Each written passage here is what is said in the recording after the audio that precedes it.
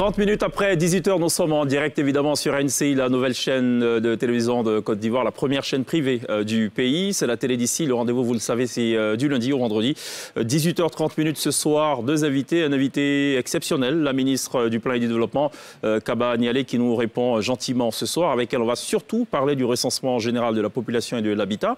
C'est la 5e édition. Qu'est-ce que c'est en gros? Combien d'agents seront sur le terrain ou sont sur le terrain, puisque ça démarre aujourd'hui? Quel est l'intérêt en gros pour la Côte d'Ivoire de recenser ces populations ivoiriennes, mais également populations étrangères vivantes en Côte d'Ivoire? On parlait donc de cette opération dans le détail avec celle qui nous fait encore une fois la gentillesse de répondre pour la première fois à une invitation sur NCI. Pour le volet artistique, on sera rejoint par Ramsès de Kibon qui fait son retour en Côte d'Ivoire. Il sera accompagné d'ailleurs pour le volet live sur la scène de la télé d'ici de l'orchestre de l'OUA dont il est d'ailleurs le lead vocal. Est-ce un retour définitif ou est-ce plutôt une sorte de retour pour voir si tout va bien, retourner là où il était et revenir?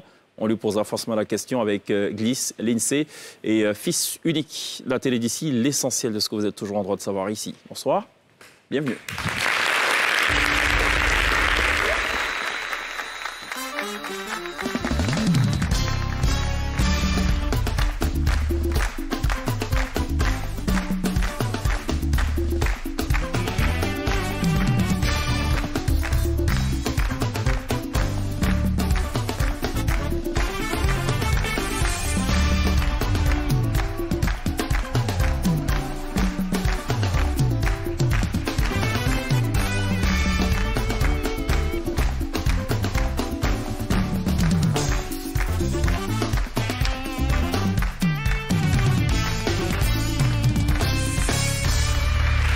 Vous faites toujours très bien de nous rejoindre à la télé d'ici sur NCI, la première chaîne de télévision privée de Côte d'Ivoire. Un autre rendez-vous ce soir. On va parler dans quelques petits instants seulement de recensement général de la population et de l'habitat. Un concept qui peut peut-être paraître technique et qui pourtant fait partie du quotidien des Ivoiriens. Il paraît que la Côte d'Ivoire en a besoin pour mener de vastes campagnes macroéconomiques. On n'en sait absolument rien. On posera forcément la question à la première responsable dans quelques instants seulement. Ça va, Gliss? Ça va, Chèque, et toi? Très bien. Fille unique, ça va? Il faut bien prononcer mon nom. Tu as été rebaptisée? Fille unique. C'est l'Unica de Paris. Ah, l'Unica de Paris. Voilà. D'accord. Ça va? Je vais bien, je me porte bien, j'ai mis mon parfum, il me semble bien. Ah, ok, très bien. L'INSEE, ça va? Ça va et toi? Très bien. Et le week-end? Oui, super. Je voulais juste poser une question. Ouais. Est-ce que ce changement de look est définitif? Lequel changement de look? De quoi parlons-nous? Ta petite moustache. Parce que là, ça fait une semaine que tu as une petite moustache. Il y a toujours eu une moustache, franchement. Oui, mais là, je sais pas, là, c'est... Gliss confirme, il y a toujours eu une moustache. Oui, mais là, c'est plus prononcé que d'habitude, non? C'est plus prononcé. Au sens du détail, mais impressionnant. T'as vu Chèque ça? même s'est pas rendu compte T'as qu'il y avait vu une qu'il y moustache avait une moustache doublée de plus, volume. En fait, je n'avais même pas réalisé que j'avais une moustache, en définitive. Mais ça lui va très bien, hein. Il peut tourner dans Sherlock Holmes. Bon, allez, nous ne parlons pas ce soir de moustache, pour rappel. Hein, nous sommes dans une émission très sérieuse, avec des chroniqueuses très sérieuses, même si par moments l'INSEE veut nous faire perdre le fil. Non, il n'y a pas question de moustache ce soir. Il y avait une promesse qui a été faite la semaine dernière. Afrique Fashion. Afrique Fashion. Gliss qui a complètement harcelé Anderson Day, le styliste. Non, mais du tout, et qui officiellement a promis que Gliss défilerait sur le thé de la 15e édition d'Afrique Fashion. Est-ce que vous l'avez vu? Est-ce que tu l'as vu, J'y Chèque? étais, je n'ai pas vu de Je suis Gliss. perdu en chemin. Est-ce qu'il n'a pas marché? Je pense que j'ai dû me faire arrêter par les policiers. Ah bon? Ouais, donc je suis arrivée en retard. Il y a quand même c'est une grosse désillusion hein, pour tous ceux qui attendaient Gliss. Moi, j'attendais Gliss avec impatience. C'est la première chose, c'est la première question que j'ai posée ce matin en arrivant au bureau. L'année prochaine, Est-ce que Gliss a défilé? Et comment est-ce que tu as défilé? Est-ce que c'était bien? Non. J'étais triste. Ouais, Elle n'a pas défilé, elle avait exigé en fait qu'on puisse faire la part belle aussi aux Miss. C'était quoi? Mannequin petite taille, c'était ça on le... a dit modèle photo, petite taille et tout. Ok. Et donc, ils avaient proposé. Ça n'a pas marché. Ce sera pour la semaine prochaine. Bon, c'était une très belle soirée pour rappel. Hein. 15 stylistes qui ont défilé donc, à la faveur de cette 15e édition. Il y avait quelques guest stars, Manaja qui a défilé aussi. Oui, Manaja, Anzata Ouattara, Caroline da Silva de Semidi et, voilà, et bien d'autres guest stars. Fatim Sidimé. Fatim Sidimé, alors ça c'était pour comment dire, l'apothéose. C'était sur Elle était l'égérie de cette 15e édition. Anderson Day, sur ce modèle un peu futuriste, qui rappelait un peu Invasion planétaire. Vous vous en souvenez ou pas? Oui, c'est voilà. sa signature. C'est cela, Anderson Day qui est assez fidèle à l'extravagance qu'on lui connaît. Voilà, bon, c'est tout pour le débrief de cette 15e édition d'Afrique Fashion et félicitations à toute l'équipe, Laurent, Bado, Isabelle, Anno, qui ont tenu donc demain de mettre cette autre édition.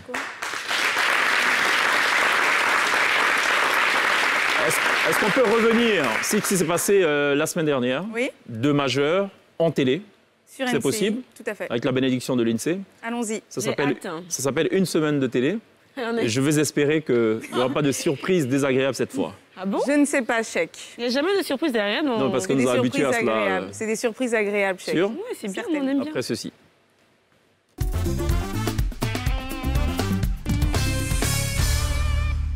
Une semaine de télé, c'est reparti. Que s'est-il passé cette semaine sur NCI? La réponse tout de suite, en images. Dans la télé d'ici, on a retrouvé le chorégraphe de Michael Jackson. Pas saccadé, blocage avec Thierry Cam, tout y est.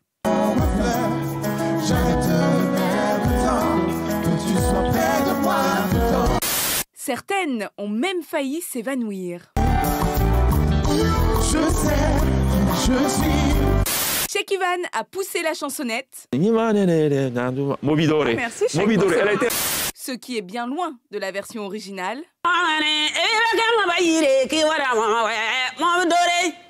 Sarah Messan a dû faire face à un choix difficile. Tu es frère physiquement, tu es frère, mais sentimentalement, je suis plus frère que lui.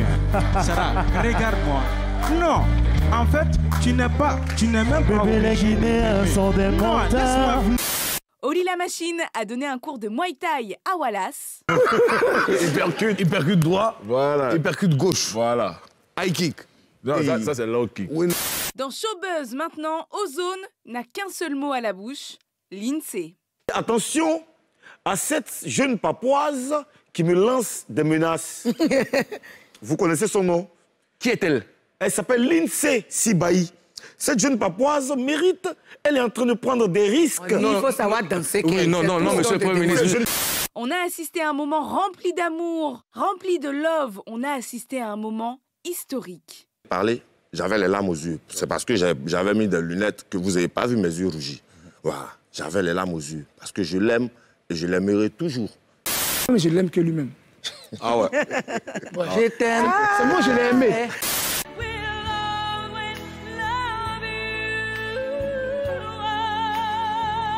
Dans Les Femmes d'ici, c'était assez tendu entre Didja et Aurélie. C'est chaud, chaud, chaud, chaud, bouillant. Faut pas perturber l'enfant dans le Ça ne perturbe rien. Ça ne perturbe rien parce que c'est créature d'esprit. Si tu veux que ton enfant pratique ta religion et rencontre Dieu, elle a foi. Tu vas vouloir... le problème. Oui, ça veut dire que c'est pour ça qu'on parle de rejet. Ça veut dire que chacun n'a qu'à rester dans son chacun. On termine avec le petit mot de la fin. À vos avis, j'ai mon avis. Permettez-moi de m'exprimer, s'il vous plaît. C'est tout pour moi. À la semaine prochaine. Une semaine de télé à retrouver toute la semaine, pour ainsi dire, avec l'INSEE. Merci pour ce retour sur ce qui a constitué l'actualité la semaine dernière sur NCI. Et voilà, merci pour... Tu chantes bien. Donc, Mobidore. oui, c'était le titre de la chanson, Mobidore. Ouais. Faut que tu refasses ta performance. Vous voulez qu'on remette? On a préparé un extrait là, de là où vous chantez, C'est vrai? avec Gliss et l'INSEE, avec Didier Lewis. L'histoire du skinny, c'est non? bon, Skinny merci. bébé. Ouais. Eh, mais tu sais qu'on aurait fait une prolongation sur l'émission avec Mike Alahubi, Sarah Messan.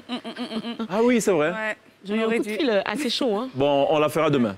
On la fera demain. D'accord? Juste le temps de glisser vers Gliss. C'est la glissade qui la revient glissade. ce soir sur une question de plus d'excellence. Très d'excellence, les filles. Ça marche.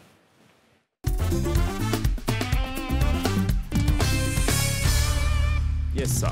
Yes, alors le vendredi 5 novembre dernier était jour de reconnaissance, jour de célébration, jour d'excellence au palais présidentiel, et pour cause, le président de la République, son excellence Alassane Ouattara, a décerné le prix d'excellence à des privilégiés, des chanceux, des personnes qui avaient été recensées en 2020. Et vous savez qu'en 2020, on a dû mettre une pause sur la cérémonie parce qu'évidemment à cause de la pandémie de la Covid-19. Donc cette année, c'était effectif. Ce sont au total 84 prix qui ont été décernés à des nationaux qui proviennent des secteurs publics et privés de la société civile. Il s'agit de de 48 personnes physiques, dont 27 hommes, 20 femmes et un couple, ainsi que 36 personnes morales, dont 11 structures publiques, 15 entreprises privées, 3 sociétés coopératives et organisations non gouvernementales, 5 associations de développement et organisations socioculturelles et 2 collectivités territoriales. Ce qui a attiré notre attention, nous, c'est les deux acteurs, les 2 figures emblématiques, iconiques de l'écran, de la télé, qui ont été récompensés. Le prix d'excellence des arts vivants est donc revenu à la comédienne Adrienne Coutouin et celui du cinéma et des arts visuels a été décerné à Go Michel. On rappelle quand même on va dire quoi ? La récompense, c'est un trophée, un diplôme et 10 millions de francs CFA remis à chaque récipiendaire. Go Michel, qui a une 60aine de films à son actif, qui en 2019 déjà été chevalier de l'ordre du mérite de la culture en Côte d'Ivoire, qui a été prix du meilleur acteur africain, prix du meilleur humoriste africain et qui totalise plus de 30 ans de carrière. Sa carrière n'était pas gagnée depuis le départ. Il a été très très malade tout petit. Il a dû abandonner les cours. En adulte, remalé de guérisseur en guérisseur pour finalement trouver la solution, je crois, au Burkina Faso. Puis ensuite, il est revenu en Côte d'Ivoire, il est rentré dans une troupe qu'il a en commun d'ailleurs avec Adrienne Coutouin. Elle aussi a commencé dans cette même troupe-là. Aujourd'hui, elle totalise 32 ans de carrière. Elle a tourné dans une dizaine de films. Elle a été étalon d'or FESPACO avec la série Quand les éléphants se battent.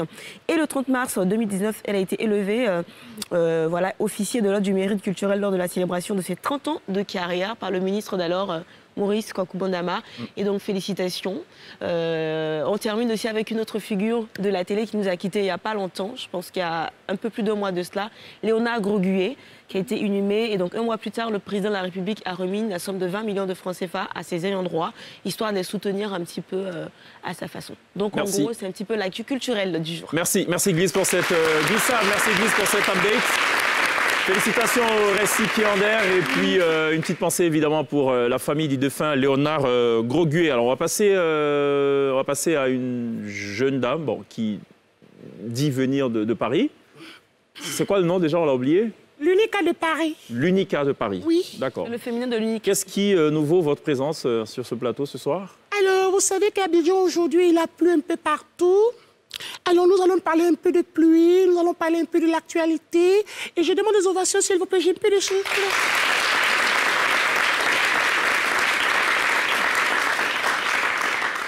Alors, mesdames, mesdemoiselles et messieurs, soyez les bienvenus. J'espère que vous êtes très bien installés. Parce que là, maintenant, c'est l'heure de la météo. Ah, la technique, toujours un souci. Voilà. Je vous remercie. Ce matin, comme je le disais d'entrée, il y a eu de fortes pluies. Partout, il a plu. Dans la cuisine, mouillé. Sur les lits, mouillé. Tout le monde était mouillé. Comme le disent les djoulas, ça va m'ensanguer. Attends, ici. Alors, actuellement, la météo ivoirienne est inondée d'averses de goumets.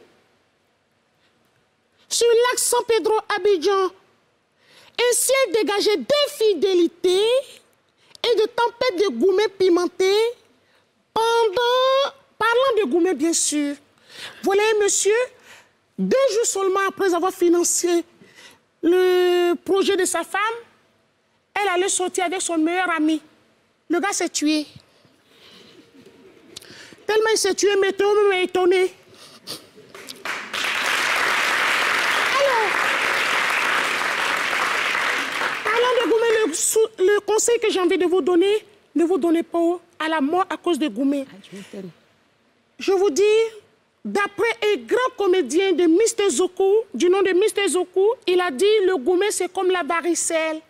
Tôt ou tard, tu l'auras.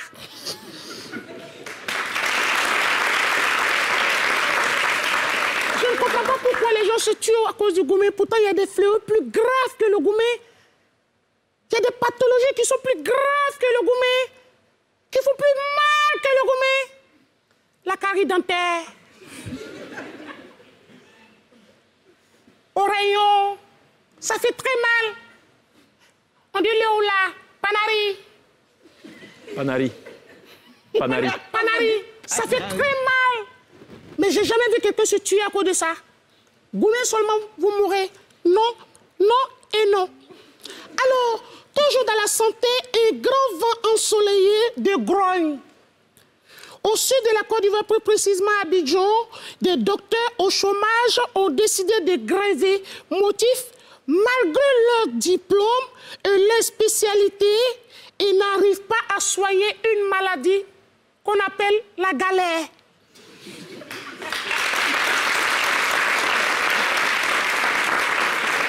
Et quand je parle de galère, les filles qui sont avec les hommes avares, vous savez de quoi je parle. Alors, des retours au chemin, nous avons parlé. Dans l'ouest de la Côte d'Ivoire, nous remarquons une avalanche d'élèves dans les rues, c'est-à-dire des grévistes aussi. Ah, d'accord. Voilà. Alors, ils ont grévé pourquoi? Parce que le paiement des frais de congé, ça existe toujours. Pourtant, on a dit que c'était annulé. Ils ont grévé parce qu'on dit, comment on appelle ça, que métier, les frais annexes. Pourtant, c'était annulé. Alors, ils ont grévé pour tout ça. Madame la ministre, c'est un message qui vient vers vous. On a l'impression que vous avez signé des décrets et les enseignants ont dribblé les décrets. Mesdames et messieurs, c'était tout pour moi la météo d'aujourd'hui. Merci d'avoir cru à mes messages. Merci l'UNICA de Paris. On marque une pause. On sera de retour dans quelques instants. On sera rejoint par la ministre du Plan et du Développement, Kaba Nialé, qui répond gentiment ce soir à l'invitation de la télé d'ici. À tout de suite.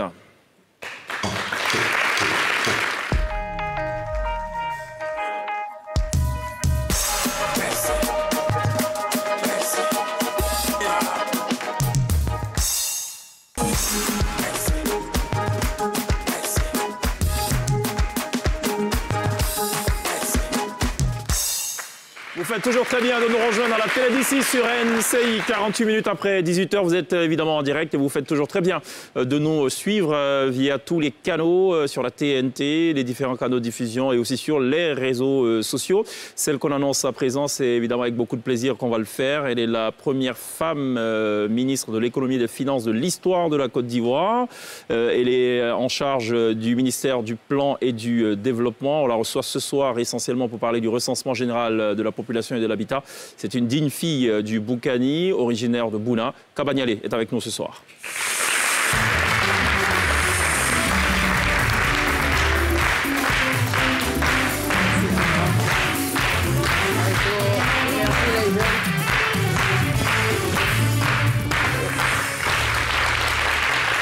Kaba Nialé, bonsoir, bienvenue. Merci, bonsoir. Merci de répondre à l'invitation de la télé d'ici. Écoutez, merci de me donner l'opportunité d'être avec vous ce soir. Il y a une question que j'ai toujours voulu poser. Vous êtes, dans l'histoire de la Côte d'Ivoire, la première femme à occuper le portefeuille stratégique et hautement sensible de l'économie et des finances. Vous avez dit d'ailleurs que quand le président vous a fait l'honneur de vous confier ce portefeuille, ça a été un choc. Vous avez perdu connaissance ou c'était comment? Non, c'était un choc agréable. Je ne m'y attendais pas, mais c'était beaucoup d'honneur. Et c'est vrai que, avant de penser à la compétence, j'ai pensé à la femme. Hein? Je n'avais pas la certitude que la Côte d'Ivoire était prête à accepter une femme à ce poste-là. D'accord. Donc avant d'avoir pensé à l'individu, vous avez d'abord pensé à votre Une femme ministre des Finances en Côte d'Ivoire, je pense que c'est un grand pas dans la reconnaissance de la femme dans notre pays. Il dit de vous que vous êtes une économiste de première classe. C'est un honneur. Effectivement, j'ai eu l'opportunité de travailler avec lui en tant que conseiller économique avant qu'il soit au pouvoir, donc pendant qu'il était dans l'opposition. Premier ministre. Oui, voilà. Quand il était Premier ministre, déjà, j'avais travaillé en tant que chargée d'études à la primature. J'ai commencé dans la vie en tant qu'enseignante. C'est cela. Et lorsqu'il a fait venir, alors celui qui a été mon patron et ensuite mon collègue, le ministre Jean-Claude Brault, qui était son conseiller économique, c'est lui qui m'a fait venir en tant que chargé d'études. Et depuis, je suis restée à peu près depuis 1990 jusqu'à maintenant, je suis restée dans son équipe. Est-ce que vous vous considérez aussi comme une femme politique? Ou est-ce que vous diriez que c'est arrivé accidentellement?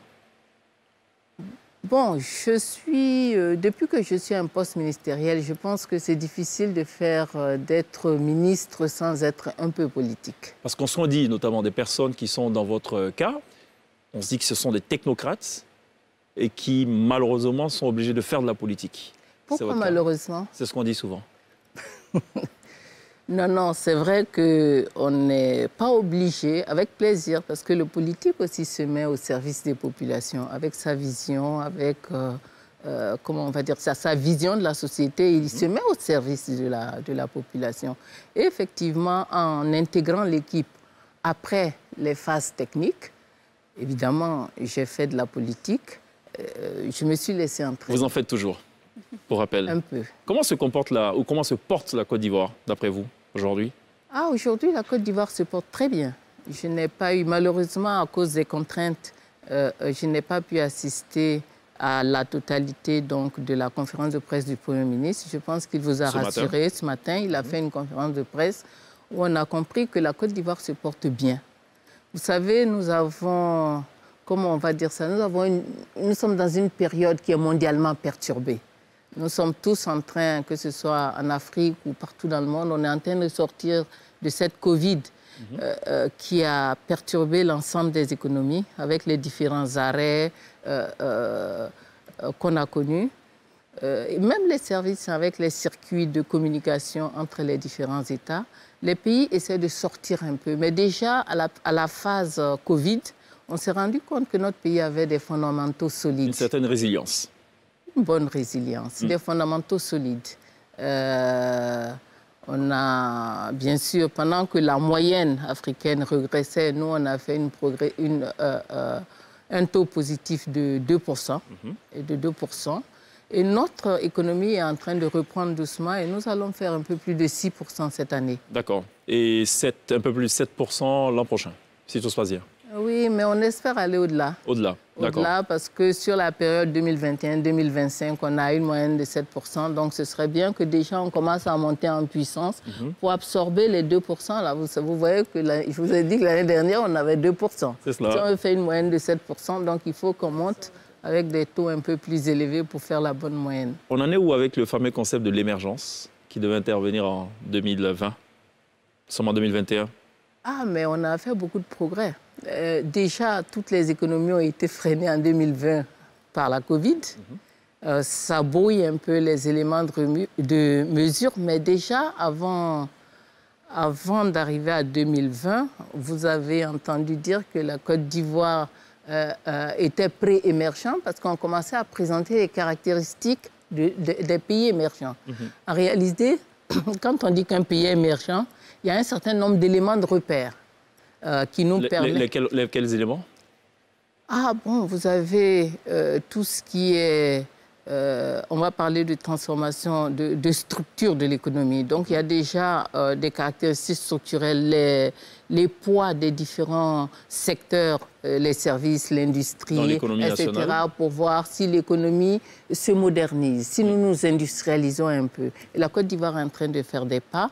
Vous avez quelques caractéristiques sociales. Lorsque vous avez une économie qui devient émergente, on voit émerger une classe émergente et une classe moyenne. Et cette classe moyenne, en fait, à quoi elle sert? Elle donne du pouvoir d'achat à l'économie qui consomme des choses, qui s'adressent au secteur productif. Aux entreprises, si elles produisent, avant d'aller conquérir des marchés extérieurs, c'est bon que nous ayons des ménages en Côte d'Ivoire qui, eux, s'adressent à notre secteur productif. Donc, on a commencé à voir... Avant, on avait une classe... comment on va dire ça, une classe élevée qui était petite et puis et un très grand écart de revenus entre la haute classe et le reste. Maintenant, on a une classe moyenne qui s'élargit au fur du temps. C'est vrai qu'on la critique. Au centre, elle se stabilise. Elle prend du poids. Et puis, dans les bornes, vous avez quelques éléments d'instabilité. Vous rentrez, vous sortez. Mais elle grandit. Votre travail, c'est essentiellement de la prospective. Pour parler simple, c'est de se projeter sur l'avenir. La Côte d'Ivoire va ressembler à quoi en 2030? En 2030, je pense que la Côte d'Ivoire aura fait de grands pas vers cette émergence parce que le programme Côte d'Ivoire solidaire, on va dire ça, c'est lui le programme prospectif. Quand on le découpe dans le temps, il devient le PND. Le Programme national de développement. Voilà, le Plan national de développement. Donc, il est prévu de... doubler le revenu par habitant à partir de 2020.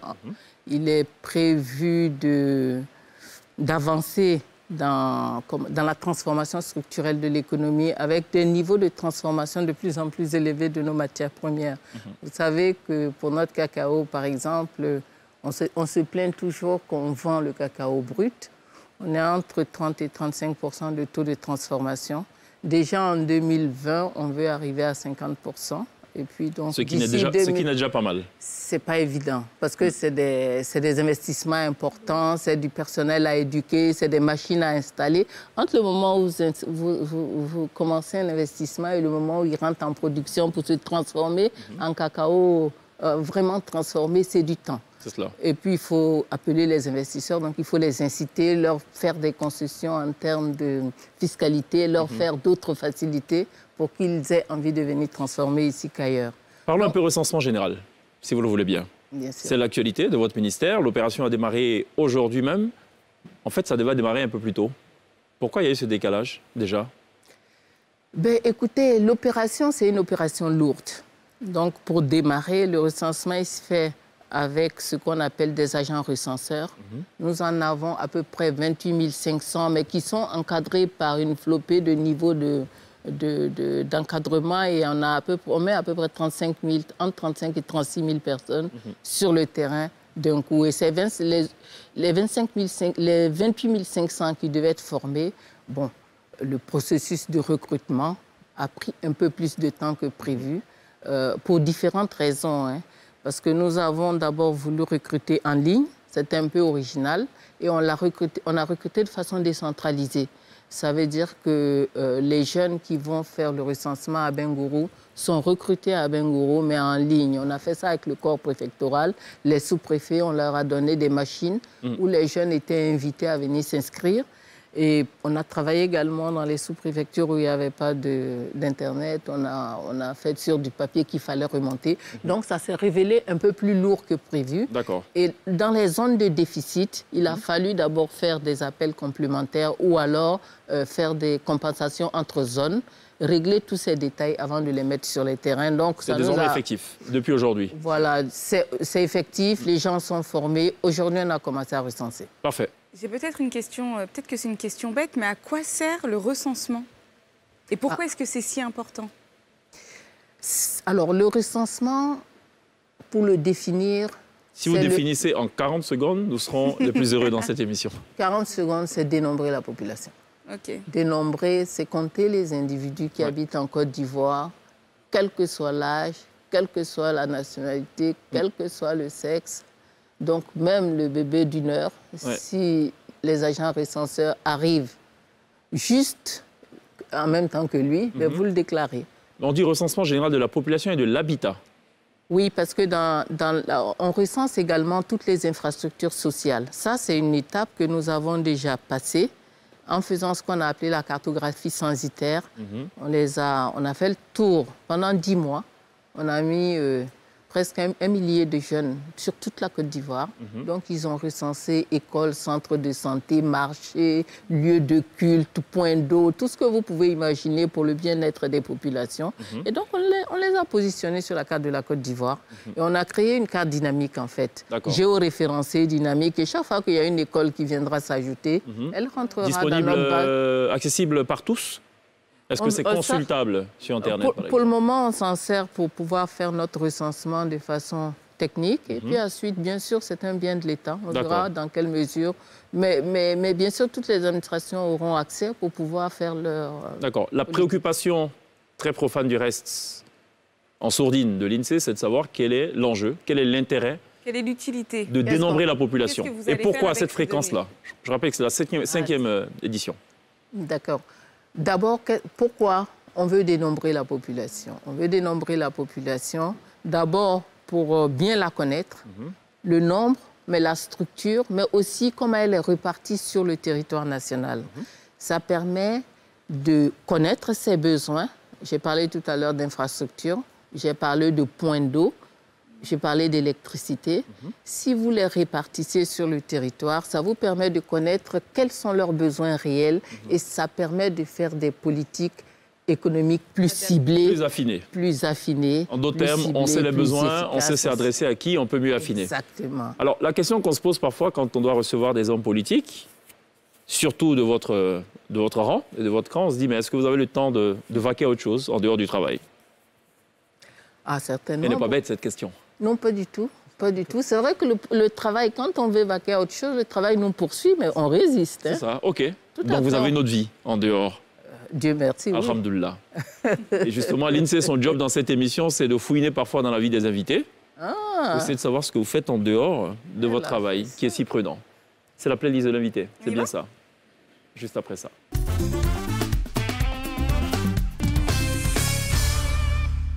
Donc aujourd'hui, comme tu l'as si bien dit, Cheikh, on fouille, on s'intéresse aux goûts musicaux de Madame la Ministre. Et une chose est sûre, vous avez des très bons goûts musicaux. Et une chose est sûre, vous vous y connaissez beaucoup en musique ivoirienne et en musique du monde entier. Soyez très attentifs puisque tous les matins, Madame la Ministre se réveille avec ça. Le silence.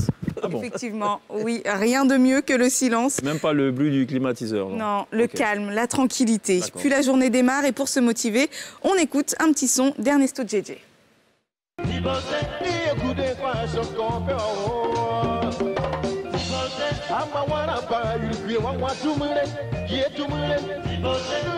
En voiture, à la maison, avec des amis, en famille, Madame la Ministre écoute ce titre-là en boucle.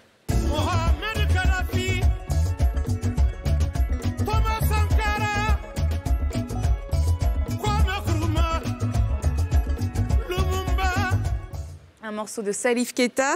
Quand Madame la Ministre est énervée, voici le genre de titre qu'elle écoute pour des...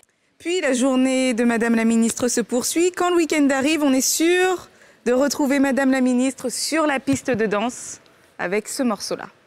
On change d'ambiance, on parle d'amour, on parle de love. Un titre pour tomber amoureux, c'est celui. Il y a bien une chanson qui fait verser une petite larme à Madame la Ministre, c'est cette chanson-là.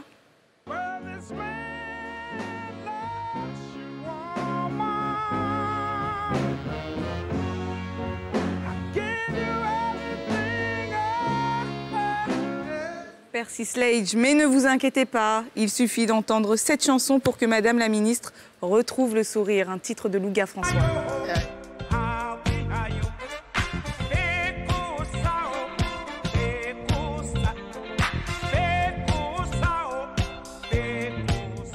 C'était la playlist. Merci l'INSEE pour ces révélations troublantes. Beaucoup de titres ivoiriens, Oui, essentiellement des titres ivoiriens, d'une certaine époque quand même. Oui, ils vont se fâcher, les gens, de couper décalé et tout. C'est pourquoi je voulais poser une question, Madame la Ministre. Si ça dure 10 secondes, c'est génial. Vous connaissez les gars qui c'est quoi, ça ouais. Bon, apparemment non. Apparemment non. Ça va venir. Ça va venir. Après l'émission. Avec les révélations de l'INSEE, on a appris que vous dansez aussi. Oui. Abidjan Faro. Non, on n'a pas dit que vous dansez bien ou pas. Non. Vous dansez. Je danse assise. Ah, assise. Ça, c'est tout autre chose. Cheikh, si tu voulais piéger Madame la Ministre. Bon, allez, c'est mort, là, on ne pourra pas la piéger. OK. C'est dommage. Ramsès Kimon, vous connaissez forcément. Ah, ben oui. Lead vocal de l'orchestre de l'OUA. De l'OUA. Qui revient sur ses terres natales. On va le recevoir dans quelques instants. On va parler aussi avec lui. Vous restez encore avec nous. On va parler du recensement général de la population et de bien d'autres sujets. Merci d'être là, Kabanyele. Il y a une pause. On marque cette pause-là. Il y a la pub. On revient dans quelques instants.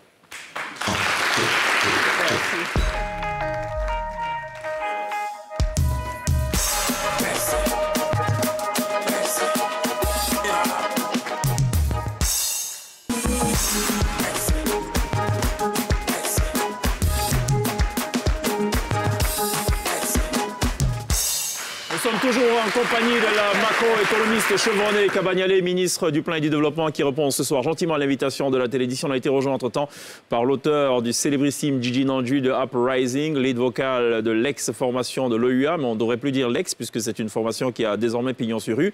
Et ça fait 2 ans maintenant que ça dure, cette affaire sous la houlette de Edmond Doua. Et ce soir, Ramsès Kimon nous a rejoint. Bienvenue. Merci. Je pensais qu'il avait fait Uprising.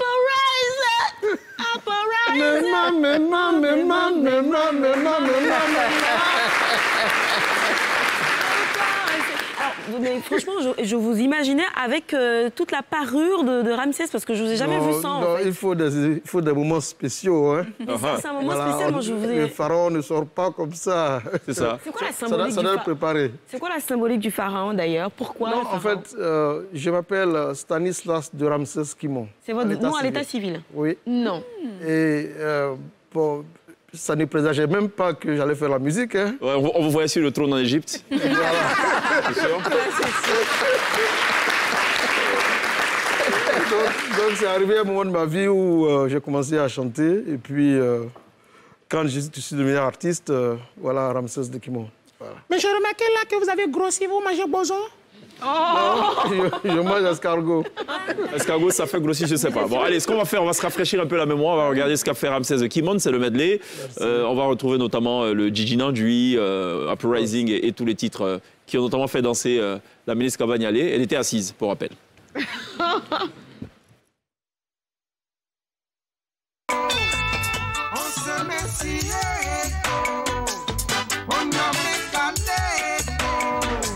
Les miséreux souffrent, que les plus heureux s'en foutent. La majorité souffre pendant qu'une minorité s'en.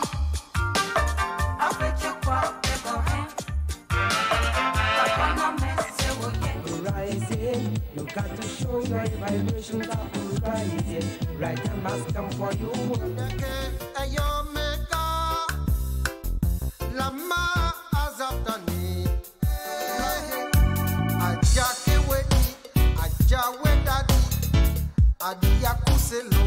There is no reason why the August always play our part. There is no reason why they're successful and Ramsès de Kimon, l'invité artistique de la télé d'ici ce soir. Je rappelle qu'il sera live dans quelques instants, flanqué de son orchestre d'il y a plus de 30 ans. Oui, l'orchestre de l'OUA. C'était en 1985, de 85 à 89. C'est ça. L'avant-dernier album, il remonte à 1993.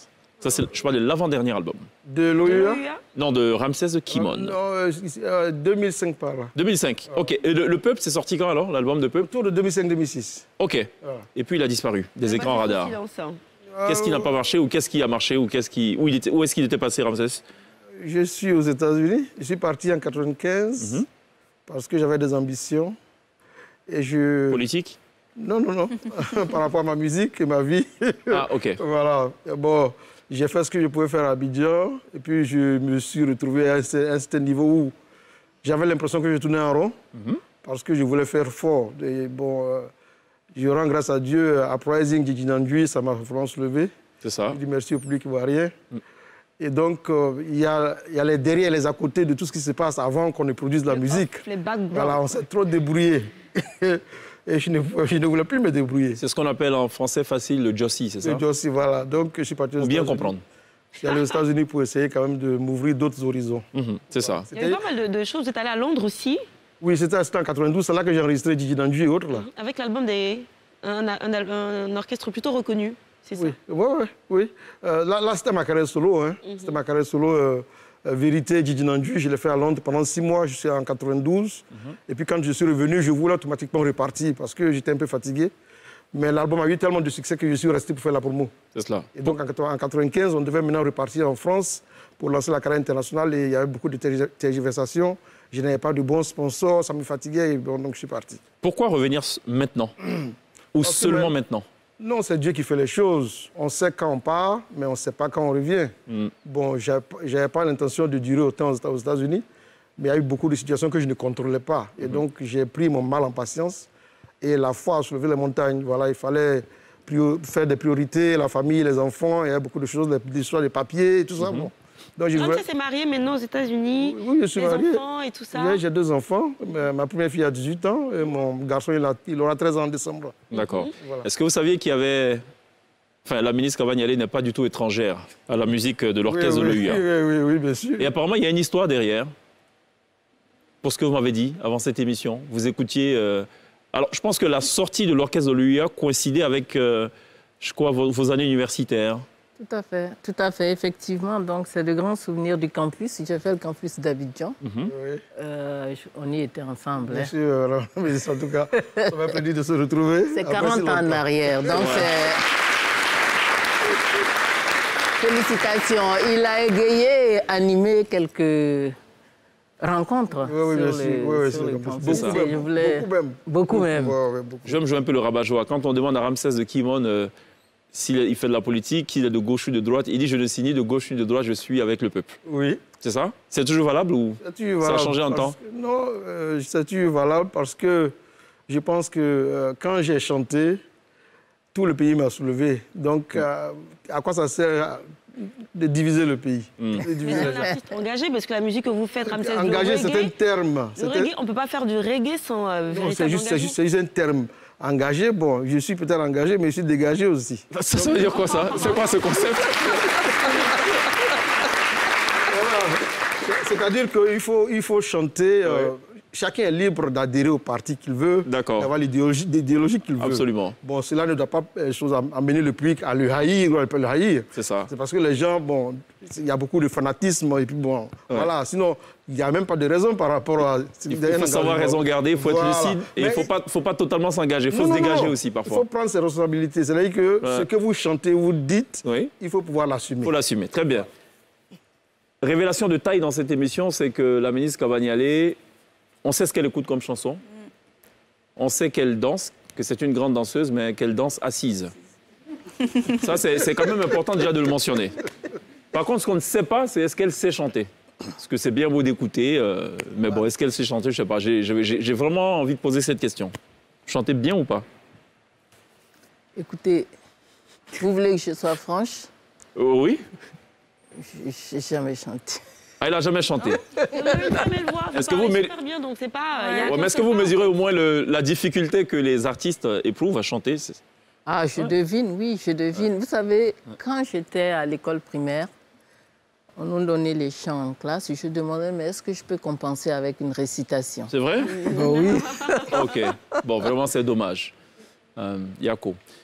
Oh, c'est...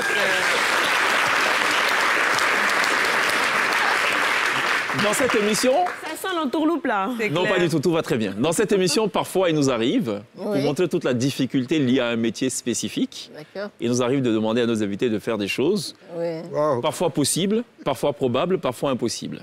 Ça s'appelle « Chacun connaît son travail ». Vous allez comprendre.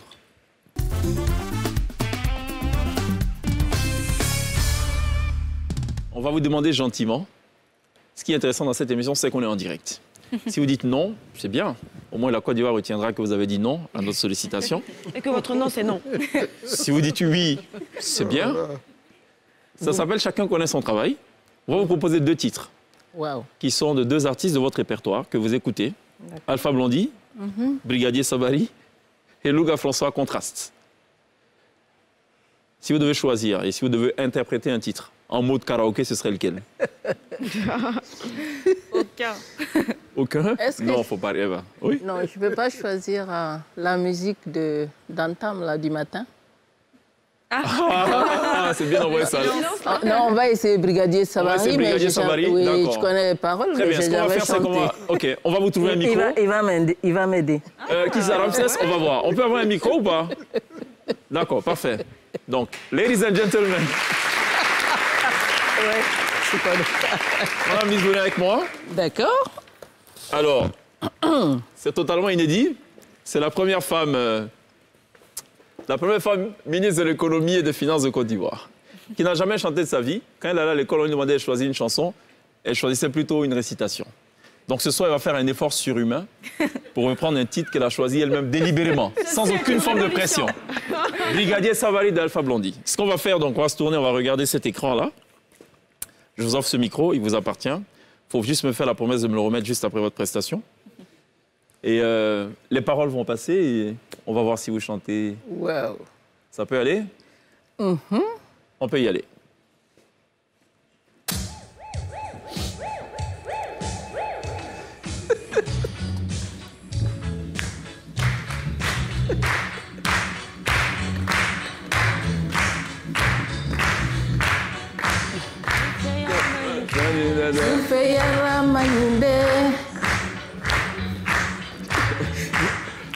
Niyasebe madafa Nkobandia manyide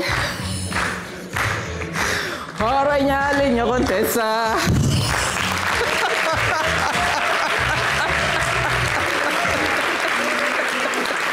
Bon voilà, c'était la version très ministérielle de Brigadier Sabary. Tu sais quoi, Cheikh? Institutionnel. Mais en tout cas, vous dansez très bien debout aussi. OK. Merci la beaucoup. solidarité féminine. Alors, heureusement que la ministre Kabaniale est un très bon avocat. Parce qu'après ça, j'ai bien peur qu'Alpha Blondy ne porte plainte. Oh. C'était très bien. Merci d'applaudir. Alors, recensement général de la population, quels sont les résultats qu'on attend de cette opération?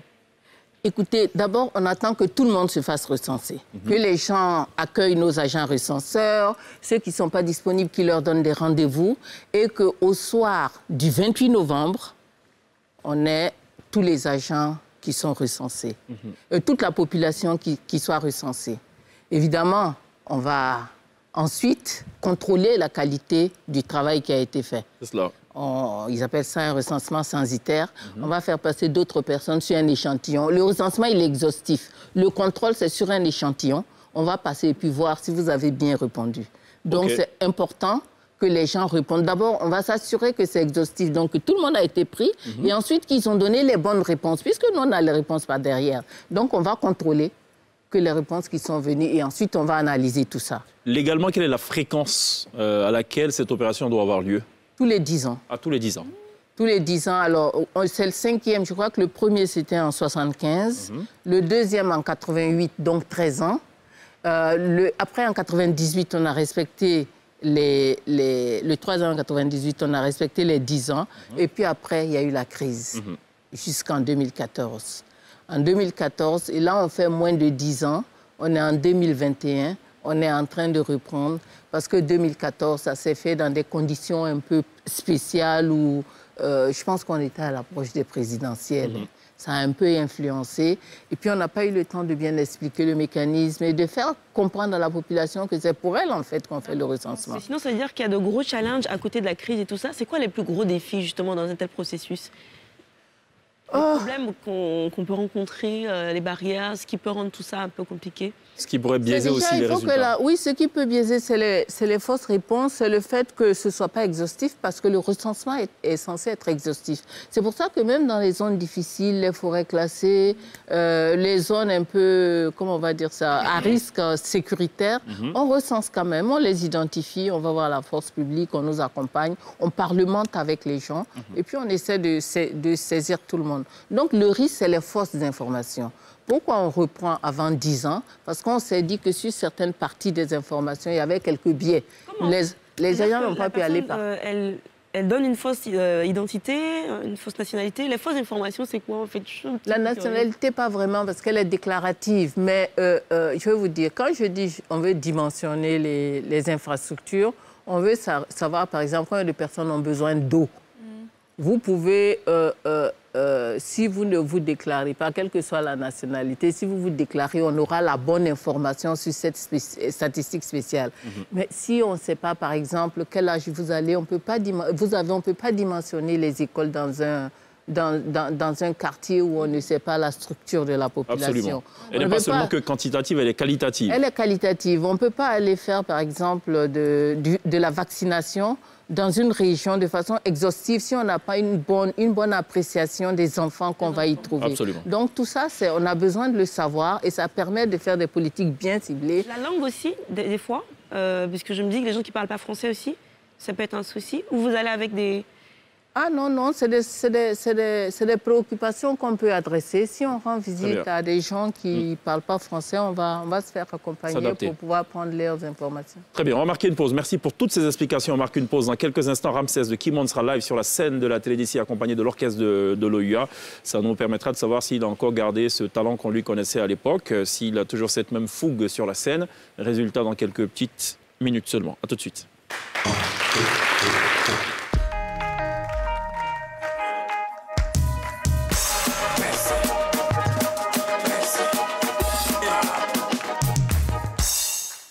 Ici pour le tout dernier virage de cette émission, essentiellement consacrée à la 5e émission du recensement général de la population et de l'habitat. On est toujours en compagnie de Kabanyele, ministre du Plan et du Développement. C'est une tradition dans cette émission. Nous vous accordons 1 minute pour conclure cette affaire et peut-être passer un petit message, j'imagine, de sensibilisation. Pour conclure, dire que ça a été un plaisir d'être là. Le recensement, on l'a dit, c'est important. Le recensement, ça concerne tout le monde. Tout le monde est concerné et je voudrais vraiment solennellement, à la suite du message du gouvernement qui est passé, inviter les Ivoiriens, les non-Ivoiriens, tous ceux qui habitent la Côte d'Ivoire, à répondre, les inviter donc à répondre aux questionnaires, à ouvrir leurs portes aux agents recenseurs et à permettre à l'État de Côte d'Ivoire, au gouvernement de Côte d'Ivoire, de mieux planifier leur développement. Une dernière question. Politiquement, vous voyez à faire quoi dans 10 ans? Alors, politiquement, peut-être que je serai dans la tranche de la retraite. Dans 5 ans? Dans 5 ans. 2025. 2025, je pense qu'on va aider c'est le RHDP, n'est-ce pas? Je ne sais pas. Non, 2025, je pense que nous allons travailler et bien travailler pour la Côte d'Ivoire pour que 2025 soit la continuité de 2020. Dans une interview portrait diffusée sur NCI, dans le cadre de NCI Reportage, le journaliste en charge du sujet avait posé la question à vos proches s'ils vous voyaient un destin présidentiel. Ils ont répondu par l'affirmative. Vous en pensez quoi? Je pense que ça va être difficile. Pourquoi? Parce que nous n'avons pas encore des sociétés prêtes pour cela. Pourquoi? Avoir une femme à la tête du pays? Vous savez, hein, je vois les dames. Vous avez raison, nous on est diplômés pour compter l'argent. Restez dedans. Allons-y, allons-y. Ok.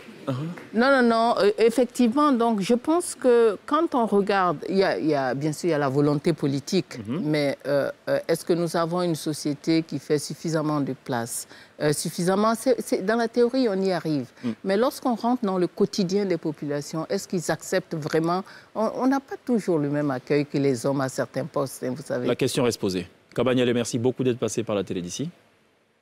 Merci Glisse. Merci fils unique ou fille unica ou l'unica. Affaire Merci des femmes, là, c'est pas facile de... Je suis fait même. Non, c'est pas facile. On n'oubliera pas évidemment de remercier ce chaleureux public qui nous aura accompagnés tout au long de cette émission.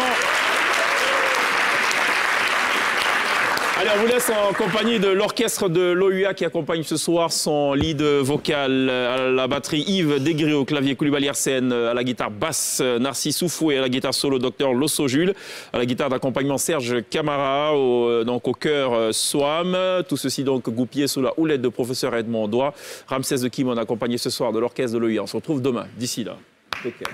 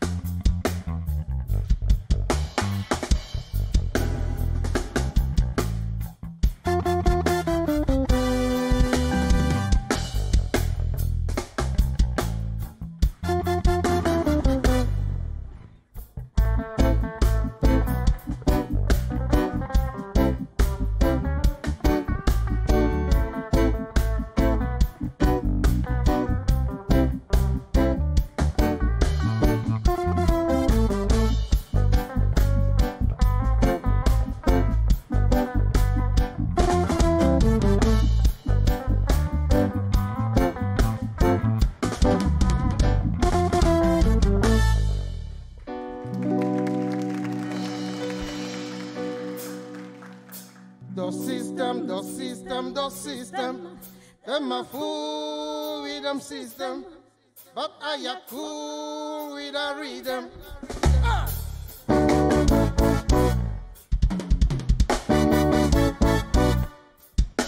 The system, the system, the system. Them a fool with them system, but I a cool with a rhythm. The system, the system, the system. Them a fool with the system, but I a cool with a rhythm.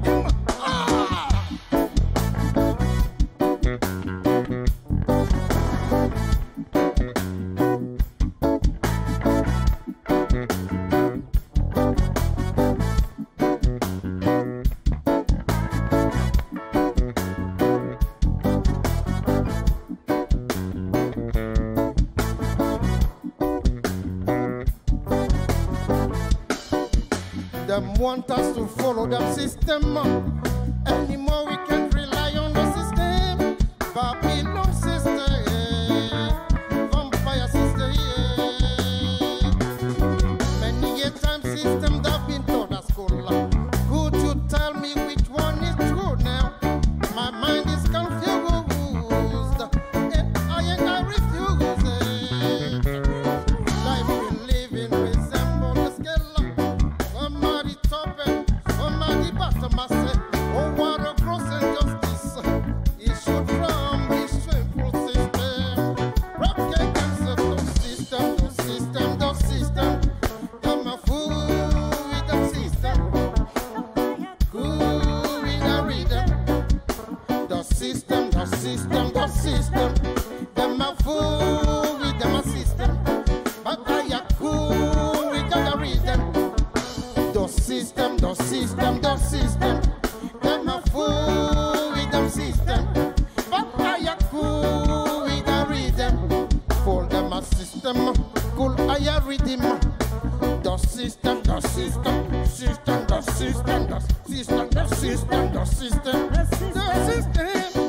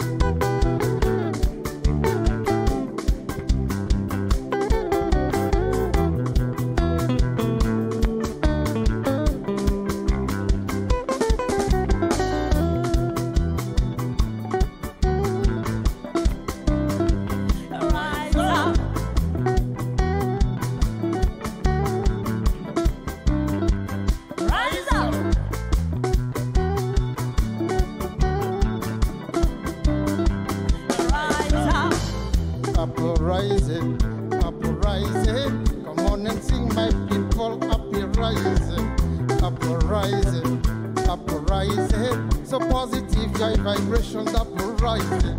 Right, I must come for you. Well, from your sleep and slumber, then firm against Babylon. God, those people are always wicked men. It's a long time you're sleeping. Brethren, wake up. Well, fight for your rights. Now that you've seen the light, I'm gonna do it in the name of the Most High. Uprising, uprising. Come on and see my brethren. Uprising, uprising, uprising. You got to show your vibrations. Uprising. Join it, get together, my brethren.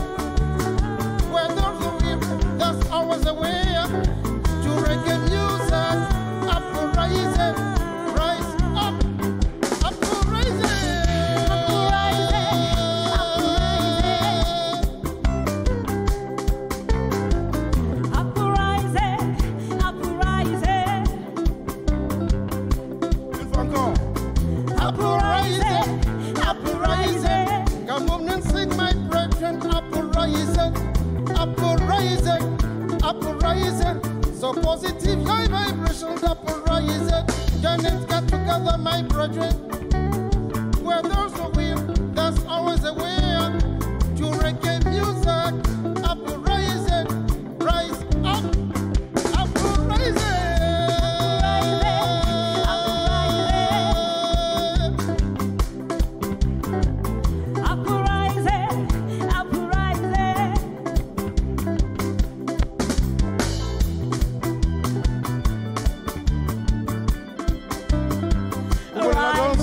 Vous voulez la danse?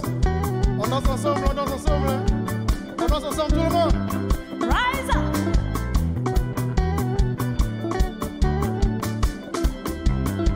Rise up.